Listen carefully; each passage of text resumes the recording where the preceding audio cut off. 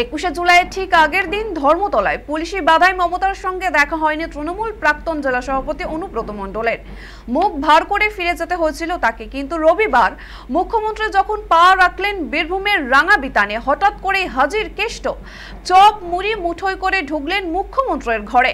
প্রায় 10 মিনিট কথা বললেন, বেরিয়ে এলেন, কিন্তু টুস শব্দটি করলেন না সংবাদ মাধ্যমের সঙ্গে। আসলে তৃণমূলের জেলা কোর কমিটির সদস্য অনুব্রত এখন মুখ্যমন্ত্রীর আগমনের পর একে একে পৌঁছন কোর কমিটির নেতারা। তাদের বিদায়ের পরে অনুব্রতের প্রবেশ এই ক্রমানুসারে রাজনীতিতে শুরু হয়েছে চাপানোতর। যেমনটা হয়, সাংবাদিকরা যখন সাক্ষাৎ প্রসঙ্গে প্রশ্ন করেন তখন গাড়ির কাঁচ নামিয়ে একরাশ নীরবতা উপহার দেন অনুব্রত। মুখ্যমন্ত্রীর সঙ্গে কি কথা হয়েছে জানতে চাইলে সঙ্গে থাকা মন্ত্রী চন্দ্রনাথ সিনহা বলেন, সাক্ষাৎ হয়েছে, কথাও হয়েছে, তবে কি কথা হয়েছে সেটা অনুব্রত বলবেন। সম্প্রতি বোলপুর থানার আইসিকে অশ্রাব্য ভাষায় গালিগালাজের একটি অডিও ঘিরে ঝড় উঠেছিল। দল ক্ষুব্ধ হয়, অনুব্রত প্রকাশ্যে ক্ষমাও চান। সেই ঘটনার পর 21শে জুলাই মঞ্চ থেকে কার্যত তাকে দূরে রাখা নিয়েও জল্পনা চরমে ওঠে। এর মধ্যে অনুব্রতের হঠাৎ সাক্ষাৎ কি তবে শাস্তি পর্বের ইতি, নাকি নতুন কোনো চুক্তির শুরু? কি বার্তা দিলেন মমতা, কি প্রতিক্রিয়া জানালেন কেষ্ট? আপাতত জল্পনার চাবিতেই তালাবন্ধ সেই ঘরের দরজা। সোমবার থেকে বীরভূমের মুখ্যমন্ত্রীর একাধিক কর্মসূচি, প্রশাসনিক বৈঠক, পদযাত্রা, ভাষা দিবসের অনুষ্ঠান এবং মঙ্গলবার ইলাম বাজারের সরকারি সভা। অনুব্রতের নতুন সক্রিয়তা সেখানে কি ছাপ ফেলবে, সেদিকেই নজর গোটা জেলার।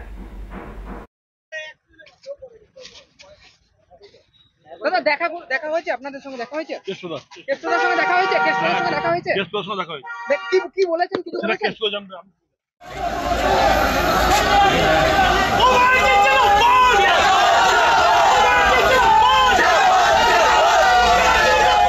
একটু বলো দাদা।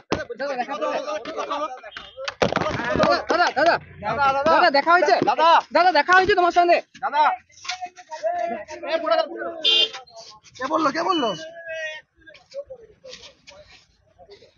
দাদা দেখা হয়েছে, আপনাদের সঙ্গে দেখা হয়েছে, কেষ্টদার সঙ্গে দেখা হয়েছে, কেষ্টদার সঙ্গে দেখা হয়েছে, কি বলেছেন, কিছু বলেছেন?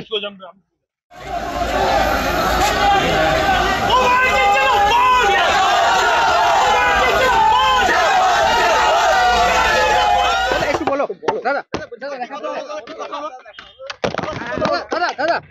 দাদা দেখা হয়েছে, দাদা দেখা হয়েছে তোমার সঙ্গে। দাদা কে বললো দাদা দেখা হয়েছে, আপনাদের সঙ্গে দেখা হয়েছে, কেষ্টদার সঙ্গে দেখা হয়েছে, কেষ্টদার সঙ্গে দেখা হয়েছে, কি বলেছেন, কিছু বলেছেন?